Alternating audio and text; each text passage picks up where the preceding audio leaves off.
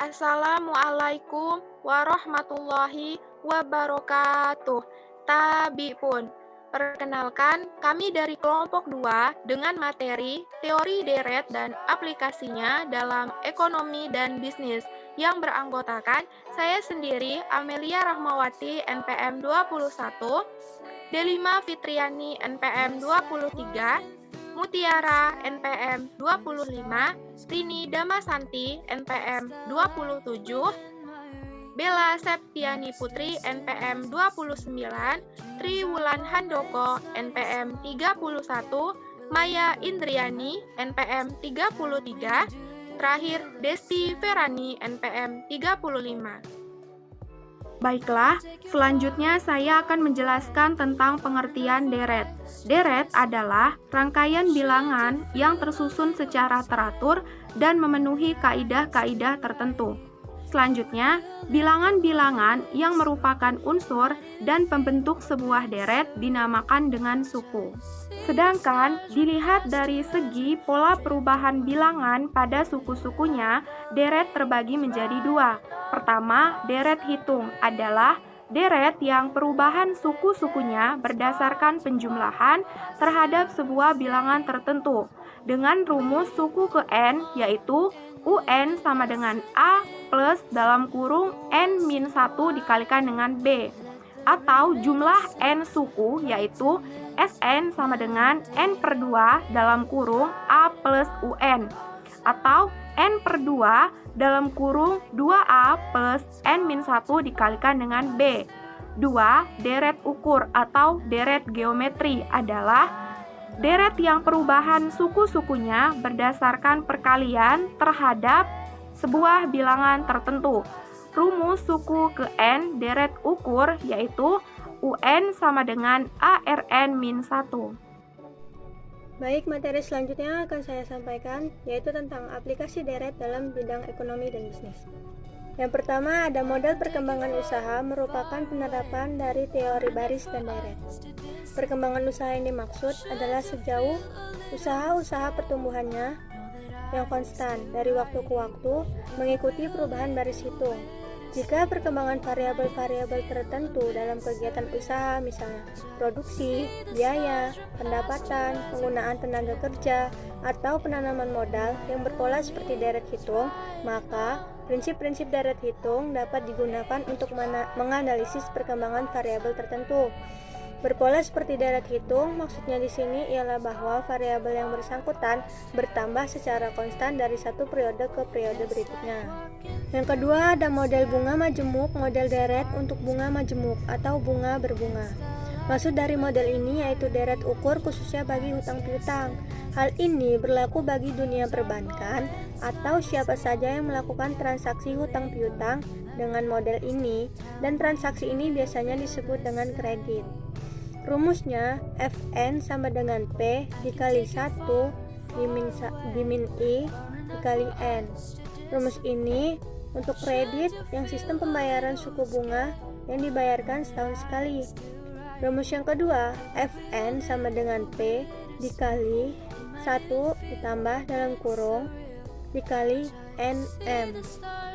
Nah, rumus ini untuk kredit dengan sistem pembayaran suku bunga yang dibayarkan lebih dari setahun. Keterangannya, Fn sama dengan total nilai kredit dengan N periode. P sama dengan total nilai kredit awal periode. M frekuensi pembayaran suku bunga dalam setahun. I suku bunga kredit, dan N banyaknya tahun. Baiklah, saya akan melanjutkan materi tentang deret untuk pertumbuhan penduduk. Robert Malthus menyatakan bahwa pertumbuhan penduduk mengikuti deret ukur, sedangkan pertumbuhan pangan mengikuti deret hitung. Dengan demikian, model pertumbuhan penduduk lebih sesuai dengan deret ukur. Secara sistematis, rumusnya dapat ditulis dengan PT sama dengan P1 kali 1 plus R T-1. Keterangannya, PT sama dengan total penduduk pada periode T, R sama dengan tingkat pertumbuhan, P1 sama dengan total penduduk pada periode awal, periode persen per tahun, dan T sama dengan periode waktu atau tahun. Materi selanjutnya yaitu teori nilai uang, bunga sederhana dan potongan sederhana. Bunga dalam teori bisnis merupakan suatu balas jasa yang dibayarkan bila mana kita menggunakan uang.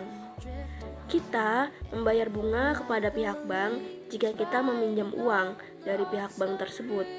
Sebaliknya, bank membayar bunga kepada kita jika kita menginvestasikan uang berupa tabungan atau deposito di bank. Dapat ditulis dengan rumus I sama dengan P in. Keterangannya, I sama dengan jumlah pendapatan bunga, P sama dengan pinjaman pokok atau jumlah diinvestasikan, I sama dengan tingkat bunga tahunan, dan N sama dengan jumlah tahun. Kemudian, untuk memperoleh nilai dari modal awal, P rupiah yang terakumulasi di masa datang pada akhir tahun ke N, yang biasanya dilambangkan dengan Fn, adalah modal awal atau P ditambah dengan semua pendapatan bunga selama periode waktu atau N. Maka rumusnya ditulis dengan Fn sama dengan P plus P in atau Fn sama dengan P kali 1 plus I. Oke, baiklah saya akan melanjutkan terkait contoh kasus dalam bidang ekonomi dan bisnis yang bisa diselesaikan menggunakan deret hitung. Dalam soal perusahaan Genteng Sokajaya menghasilkan 3.000 buah genteng pada bulan pertama produknya. Dengan penambahan tenaga kerja dan peningkatan produktivitas, perusahaan mampu menambah produksinya sebanyak 500 buah setiap bulan. Jika perkembangan produksinya konstan, berapa buah genteng yang dihasilkan sampai dengan bulan kelima? Jadi di dalam soal ini kita menggunakan dua rumus, yaitu rumus yang pertama adalah UN sama dengan A plus N min 1 kali B, dan yang kedua yaitu SN sama dengan N per 2 ke A plus UN. Di dalam soal tersebut, diketahui yang pertama adalah suku pertama sama dengan 3.000, pembeda sama dengan 5.000, N atau suku yang dicari sama dengan 5. Yang ditanya adalah U5 dan S5. Jadi kita cara menjawabnya adalah yang pertama menggunakan rumus UN sama dengan A plus N min 1 kali B. UN itu U5 sama dengan A-nya 3.000 plus N-nya 5 min 1 kali B-nya itu 500. Jadi kita mengerjakan 5 min 1 sama dengan 4 dikali 500 hasilnya 2000. Jadi sama dengan 3000 tambah 2000 sama dengan 5000. Jadi hasil produksi bulan kelima adalah 5000 genteng. Lalu kita mengerjakan menggunakan rumus yang kedua, yaitu Sn sama dengan N per 2 kali A plus UN. Sn-nya adalah S5 sama dengan 5 per 2 dikali 3000 plus 5000. 5000 didapatkan dari hasil UN yang telah kita kerjakan pertama kali. Jadi sama dengan 5 per 2, 3000 tambah 5000 sama dengan 8000. Jadi 5 dibagi 2 dikali 8000. 5 dibagi 2 sama dengan 2,5 dikali 8000 hasilnya 20.000. Jadi jumlah produksi genteng selama 5 bulan adalah 20.000. Baik, untuk contoh selanjutnya atau contoh kasus selanjutnya yang dapat kita selesaikan menggunakan deret ukur atau geometri. Seperti yang terlihat di PPT soalnya, misalkan ayunan dari suatu bandul masing-masing panjangnya 0,8 cm dari ayunan sebelumnya. Maka pertanyaan pertamanya, seberapa panjangkah ayunan yang ke-6 dari bandul tersebut apabila panjang ayunan pertamanya adalah 125 cm? Pertanyaan kedua, berapakah panjang lintasan total yang telah dilalui oleh bandul tersebut sampai ayunan yang ke-6? Jadi dapat kita ketahui ya, karena panjang masing-masing ayunannya itu sama 0,8 dengan panjang sebelumnya, bandul sebelumnya, maka dapat kita simpulkan bahwa ayunan atau bandul tersebut membentuk barisan geometri, sehingga kita dapat menyelesaikannya menggunakan rumus geometri. Yang pertama, kita ketahui A atau ayunan pertamanya adalah 125 cm dan juga rasionya atau R itu 0,8, sehingga beberapa suku barisan dapat kita ketahui yaitu 125, 100, dan juga 80 hingga seterusnya. Nah, sekarang kita akan mencari suku ke-6. Dapat kita tentukan atau dapat kita cari menggunakan rumus AN sama dengan A1 dikali R pangkat N kurang 1. Nah, di mana kita akan mensubstitusikan 6 ke N, 125 ke A1, dan juga 0,8 ke R. Jadi, akan menghasilkan A6 sama dengan 125 dikali 0,8 pangkat N kurang 1, yaitu 6 dikurang 1. Maka akan memperoleh hasil 40,96. Nah, itu tersebut merupakan suku ke-6-nya. Jadi, untuk pertanyaan kedua kita akan menentukan lagi, yaitu panjang lintasan totalnya sampai ayunan ke-6. Kita dapat menghitungnya menggunakan rumus SN sama dengan A1 dalam kurung 1 dikurang R pangkat N dibagi 1 dikurang R. Nah, kita substitusikan kembali 6 ke N, 125 ke A, dan juga 0,8 ke R.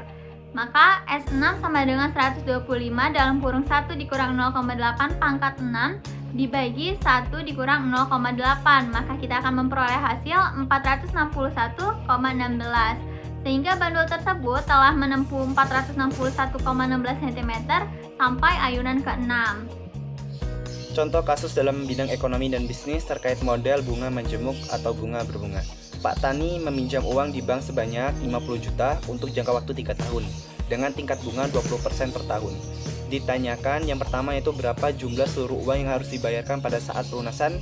Yang kedua yaitu berapa jumlah yang harus ia bayarkan seandainya bunga dibayarkan bukan tiap tahun melainkan tiap semester saja. Diketahui yaitu P sama dengan 50 juta, N yaitu 3, dan I 20% disederhanakan menjadi 0,20. Untuk menjawab soal nomor 1, kita mendapatkan rumus Fn sama dengan P buka kurung 1 tambah I pangkat N. Maka kita masukkan angkanya saja, F3 sama dengan 50 juta, buka kurung 1 tambah 0,20 pangkat 3. Dan kemudian selesaikan terlebih dahulu yang di dalam kurungnya. Dan mendapatkan hasil F3 sama dengan 50 juta dikali 1,728. Maka mendapatkan hasil yaitu Rp86.400.000. Jadi pada saat pelunasan Pak Tani secara keseluruhan setelah 3 tahun harus membayar senilai Rp86.400.000. Kemudian untuk menyelesaikan soal nomor 2, seandainya bunga dibayarkan tiap semester, berarti M sama dengan 2. Maka mendapatkan rumus Fn sama dengan P buka kurung 1 tambah I per M pangkat NM. Kita masukkan angkanya saja. F3 sama dengan 50 juta buka kurung 1 tambah 0,2 per 2 pangkat 3 kali 2. Maka kita selesaikan terlebih dahulu yang di dalam kurung dan mendapatkan hasil yaitu F3 sama dengan 50 juta dikali 1,771561. Mendapatkan hasil F3 sama dengan 88.578. Contoh kasus dalam bidang ekonomi dan bisnis terkait deret untuk pendapatan bunga sederhana. Maka hitunglah pendapatan bunga sederhana dan berapa nilai yang terakumulasi di masa datang dari sejumlah uang sebesar 15 juta rupiah yang diinvestasikan di bank selama 5 tahun dengan bunga 15% per tahun. Maka diketahui P sama dengan 15 juta rupiah, N sama dengan 5, I sama dengan 15% sama dengan 0,15 per tahun. Maka I sama dengan P-in, I sama dengan 15 juta rupiah dikali 0,15 dikali 5, I sama dengan 11.250.000 rupiah. Maka pendapatan bunga selama 5 tahun sebesar 11.250.000 rupiah. Maka nilai terakumulasi di masa datang pada tahun kelima adalah Fn sama dengan P ditambah P-in. Fn sama dengan 15 juta rupiah ditambah 11.250.000 rupiah. Maka hasil dari Fn sama dengan 26.250.000 rupiah. Berikutnya yaitu contoh kasus dalam bidang ekonomi dan bisnis terkait dengan deret untuk pertumbuhan penduduk. Nah, di sini contoh kasusnya berupa di Bogor pada tahun 2000 total penduduknya itu sekitar 2 juta. Kemudian menurut historis perhitungannya pertumbuhan penduduk itu setiap tahunnya itu 2%. Nah, yang ditanya ini berapakah total penduduk pada tahun 2004. Nah, dari soal ini, dari contoh kasus ini kita bisa menggunakan rumus yaitu P1 menggunakan rumus PN sama dengan P1 dikali R pangkat N-1. Nah, di sini diketahui P1-nya yaitu total penduduk pada tahun 2000 yaitu sebesar 2 juta. Kemudian R kecilnya ini yaitu pertumbuhan penduduk per tahunnya sekitar 2%, yang artinya jika dibulatkan itu 0,2. Kemudian R besarnya ini diperoleh dari R kecil yaitu pertumbuhan penduduknya yang 2% itu ditambah dengan satu hasilnya yaitu 1,02. Dan di sini M-nya itu yang berarti lamanya dari tahun 2000 sampai dengan 2004 yaitu 5 tahun. Kemudian yang ditanya ini kan berapa total penduduk di Bogor tahun 2004. Nah, dari soal-soal ini kita bisa menggunakan rumus yang tadi itu, yang PN sama dengan P1 dikali R pangkat N min 1.